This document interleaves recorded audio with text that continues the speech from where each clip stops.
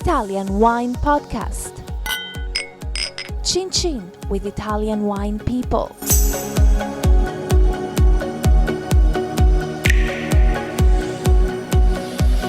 Hello, this is the Italian Wine Podcast. My name is Monty Waldin. Today's guest is Paul Howard. Paul is a wine writer and educator and an expert on blockchain. His company is called WineAlchemy Limited and he's based in the north of England. Paul, welcome to the show. Thank you very much for having me, Monty. Right, the first question is, how did you get into wine? I got into wine quite late, actually. In my late 20s, I was an accidental tourist in Burgundy. I went on holiday with some friends and suddenly my good friend at the time said that he wanted to go and buy wine direct from vineyards. I, at that time, thought he was completely insane and lagged back when we walked up to the first vineyard, and from the moment we walked in and walked into the cellar and tried the wines and the hospitality, I was hooked, and I've been doing that ever since. So you're buying wine direct from producers, are you? I do, yeah. So do you buy from Italy? Most of my wine now is bought from Italy. My great passions are Champagne, Burgundy, and most areas of Italy. Okay, have you got a special area that you work with in particular? In Italy, probably around the Veneto is my most favoured and most visited area. Why is that? It's partly originally back to ease of access into Verona itself, but I just fell in love with the styles of the Reds in Valpolicella and then Soave. I then found some of the other smaller appellations, if I can call them that, Bardolino or the Colli Baricchi. Just found endless pleasure in finding new wines and new styles. So who are your customers in the UK? Are you selling to restaurants? Have you got a private wine list? I don't actually sell wine. I sell the concept of wine, and I do tastings for consumers, but I don't actually sell wine personally. Okay, so you have wine for educational purposes? Yes. Yeah. So what, you're a teacher as well then? Yes, absolutely. So you're teaching who? Members of the public? Members of the public. Sometimes I will do, my favourite ones these days are corporate groups, partly because corporate groups always turn up, should we say. But members of the public that want to know about wine, from absolute beginners to more expert people. And I'll pitch different courses or different wine seminars to those featuring great wines, which I often serve blind, so people can have no preconceptions beforehand. So what is the perception of the people that come to your tasting classes about Italian wine in general, and the Veneto wines that you've talked about? I think in particular? The perception changes a lot afterwards. So one of the pleasures I get is the fact that people in the UK still don't know as much about Italy as they might do, say, about France or indeed about Spain. And one of the things that impresses people a lot is just the sheer diversity, both of grapes and of wine styles. Isn't that the challenge there? It's bewildering, isn't it? Absolutely bewildering. So how do you make it simple for people so that they can really grasp what the difference is between, say, a Soave and a Valpolicella? I know one is a white and one is a red, but how do you do that? What's your approach? I think what I like to do is try and tell stories and base it around something that has some resonance. So one of the great things about Italy is the beauty of the countryside. So you can kind of start with an introduction to what the area is about, what the art's about, and then you can move people very gently into, and they grow wine here, and these are the kind of grapes that they grow, and you may not be familiar with those. Please don't worry too much about DOC, DOCG, IGP, all of those things, and don't worry about the fact that sometimes grapes have long, unpronounceable names. Let's just concentrate on what's in the glass. I'm not going to tell you what they are until afterwards, and we'll do a reveal. And then you tell me if you like it, and you tell me if you don't. And all I ask is, if you don't like it, you tell me why.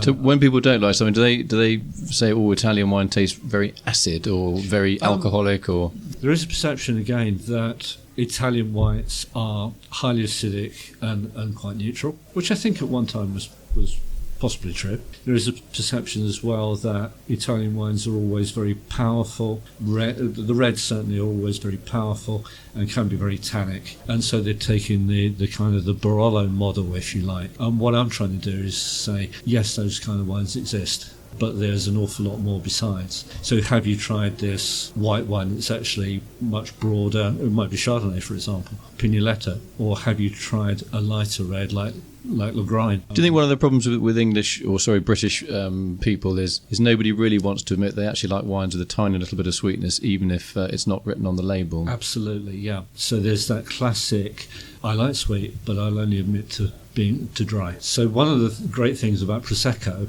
is that it says dry on the label, which actually means sweet. And that kind of is actually quite a good introduction to that kind of thing. And it's one of the things that I like to explore with people and to actually say there are no right and wrong answers, there are no observations that are necessarily wrong. Let's explore what those are, and let's see if we can develop some of those things. And if there are things that you don't like, I'm sure I can find something that you do. You never dreamt of becoming a sommelier, did you? I did at one time, yeah. Well, in my younger days, I've always been interested in actually selling and storytelling. But I think these days I like to confine my stories to the written word rather than or to wine events where I can talk one-to-one or one to a few people.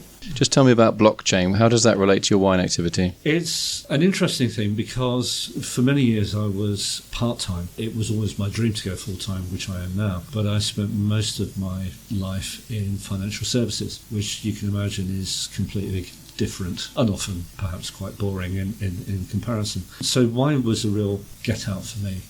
But one of the things I discovered later in my financial services career was a new technology called blockchain. Blockchain is actually the technology that makes Bitcoin work.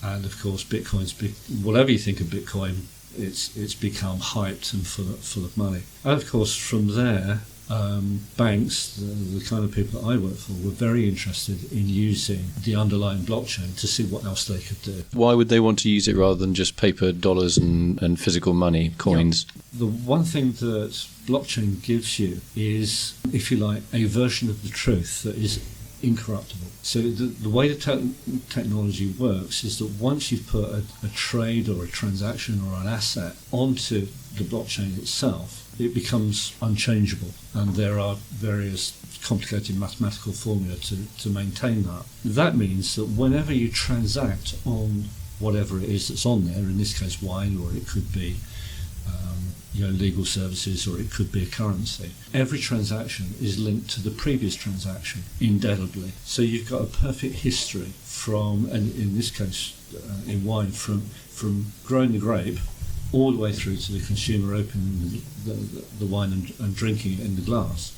You have a perfect history that cannot be changed of where that wine came from, who made it, how they made it, and through whose hands it's been passed by the time it gets to you. And how much it costs at each stage. And yeah, you could record that very easily. Do people record it easily? Because surely that is, for some cases, quite sensitive information, yes. Isn't it? So one of the things about blockchain, there are things called smart contracts. The idea of a smart contract is to automate all the paperwork and the legalities behind a transaction. One of the things that you can do with any item of information, including things like price and terms and conditions, is that you can do what's called permissioning. And permissioning means that that information is there as an indelible record, but it's turned off to those who shouldn't have any interest in it. So if I was, saying, buying wine from you, we could come to a commercial transaction and we could record that transaction's happened, which is the important thing.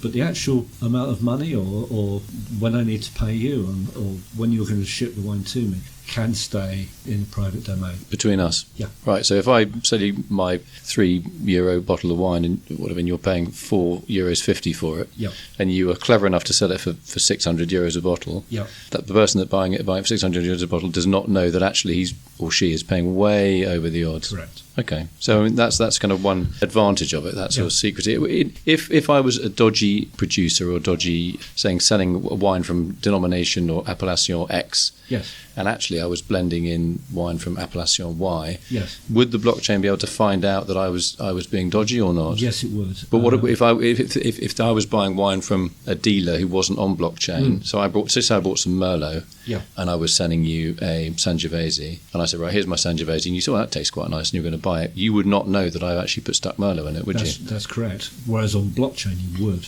And one of the things that I want to bring out is about how you can use blockchain to stop fraud in all its ways. We've seen a number of instances this year and in previous years of people doing exactly what you said, buying cheap wine from some Appalachia, Van de France or something like that, repackaging as something very much more expensive and pocketing the change, which is different, disenfranchising both the retailer but obviously the consumer as well, and disrupting the whole category. With blockchain, if that wine had been made and was on blockchain, when it was bought, it would be registered as a Merlot. You couldn't then sell it as a Sangiovese. If you tried to sell it as a Sangiovese, it would still be caveat emptor, but the person buying could look back at the blockchain record and say, that isn't what you're selling me. But I mean, if I was really dodgy, having made wine, I know in my wine I've got two tanks. I've got one of Sangiovese and one of Merlot, and I'm sending you a tank of Sangiovese, but actually I empty the tank of Merlot and send that to you. If I've declared that as Sangiovese and you've tasted, that tastes all right, tastes a bit like Sangiovese, because you're not a very good taster. In that case, on the record, it would say that Monty's Sangiovese was actually Sangiovese, and it would then be up to you, outside of blockchain, to get a chemical analysis done. So actually, the DNA of this wine, it was grown in Germany, and it doesn't come from Italy. One of the things that bona fide wine producers like yourself would, I think, appreciate about blockchain is that the quicker you get more wines on the blockchain, the quicker we'll have a situation where a non-blockchain wine will be the one where you go, hold on a minute, I need to check. Because if you're putting the wine on the blockchain, the most important transaction is what's called the Genesis transaction. And that's when you as a producer put the wine on, because we have to believe the truth of that first wine. Now, you can verify that, for instance, in the vineyard. You could have weather station, drone technology. You could have a record of when you've used biodynamic sprays, for example.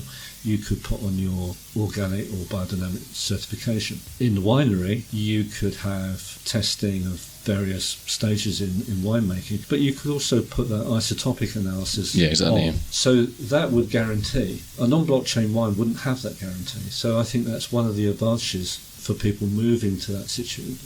But what about cost? If I'm a producer and I'm going to sell, normally I sell my wine for €5 a bottle, and you come to Monty, you make really nice wine. Can you pay me or get on the blockchain system? How much extra am I going to have to charge you to cover any costs I may incur? Virtually nothing, because the actual transactions themselves, getting onto the blockchain is a matter of almost public record.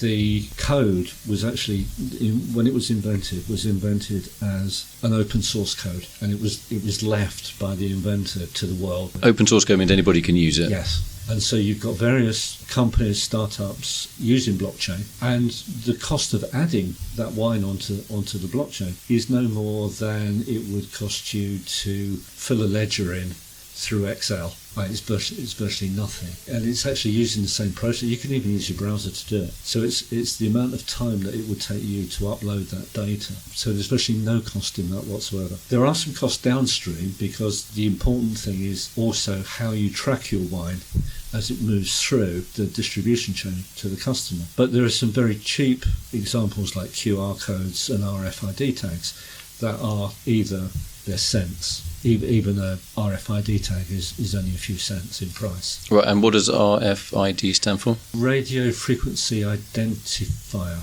Okay. And in English, what does that mean? Basically, it's like a QR code in that it will broadcast to a device like a smartphone the thing that says, "Hello, I'm here." Right. If you're in a warehouse or on a ship or however you're transporting the wine, you know that palette is broadcasting to you, "Hello, I'm Monty's Merlot," or "Hello, I'm Monty's Sangiovese." Where does your interest in this technology stem from? Were you once ripped off as a wine merchant or something, and you think, "Hang on, I don't want to be taken for a ride again by a supplier"? Or is it the technology that fascinates you? It's partly the technology, but I think oddly it's because in financial services I became fascinated by fraudsters. One of the reasons was purely intellectual, because I've often thought, if only you put that incredible skill to good use, we could all be actually quite a lot better off. When I started in wine, I've seen a lot of wine frauds and wine scandals over the years. Me too.